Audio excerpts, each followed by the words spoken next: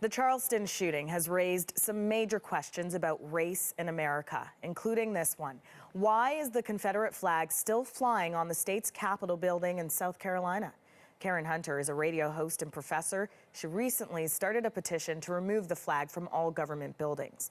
Earlier, I asked her why she believes this petition is necessary. Well, I went to bed around 3 o'clock in the morning, the night of finding out about the shootings, with a very heavy heart. And I woke up the next day just feeling helpless. And as you mentioned, I have a radio show on Sirius XM where we devote ourselves to this thing called empowerment. You know, we take tragic events and we try to figure out ways in which our audience, our listeners, can find a source of power through whatever tragedy has happened, from Mike Brown to Eric Garner to Walter Scott, Tamir Rice. You know, it's been like a barrage this year of just case after case of senseless killings of people who are unarmed. And this just, for me, you know, I just felt like, what could I do?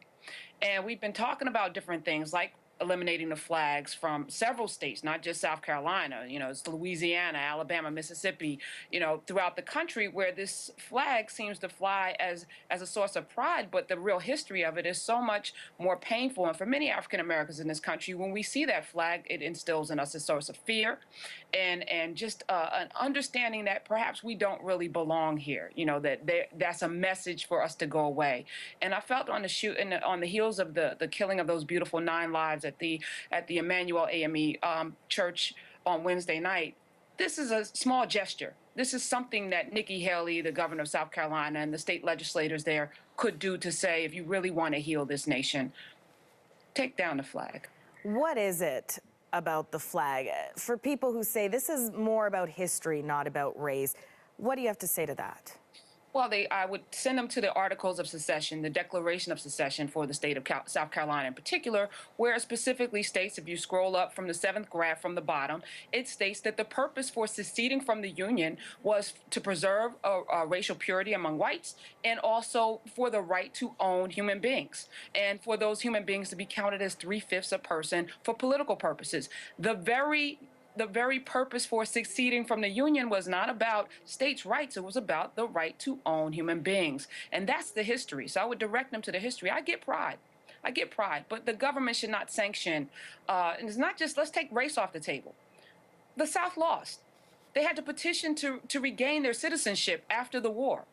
It is a symbol of not just secession, but of being a traitor to this great nation of ours. So if you really care about America and you care about the future of America, why hold on to this symbol that has so many loaded images around it? Mm-hmm. Hundreds of thousands of Americans have signed this petition that you started. What do you think? Actually, Asha, is global. It's almost 350,000. I haven't checked it in the last 2 minutes, but we're averaging 20,000 signatures an hour. And it's coming from all over? All over. I've seen people from British Columbia. I've seen people from Switzerland. There have been signatures from all over the globe. So, I mean, it's not, the world is watching us. You know, it's not just people in America, and it's not just Southerners, and it's not just Northerners. People with any kind of shred of humanity understand that there's a problem with this. Mitt Romney said to take it down. Jeb Bush took it down 12 years ago when he was governor. There's no earthly reason to continue to fly a flag over or in front of your state house in this country in 2015. You talk about action and change. A lot of people saying this is a great tragedy, but nothing is going to happen in a few weeks from now. People will, it will start to fade. What do you think about your petition? How are you going to keep it alive and see some tangible change? Well, if we're students of history, which I consider myself an amateur buff, history will tell you that there's certain moments that people just can't deny. When Selma happened, there were people all over the North, from Detroit to New York, white people who got off their couches and came down south to get involved in freedom rides and protests and voting rights movements, right? And today it feels the same. If you look at the Black Lives Movement throughout the country, it's full of people from all different cultures, people who just have a shred of humanity who can relate to something being off here. I think if we're going to do anything, and I'm not going to quit because it's not my nature, but trying to get to 1 million.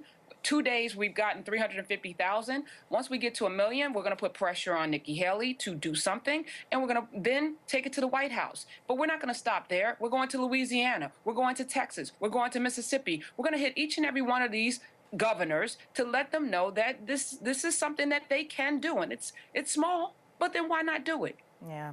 Well, keep us posted on the efforts, Karen. Thanks so Definitely. much for joining us. Thank you, Asha.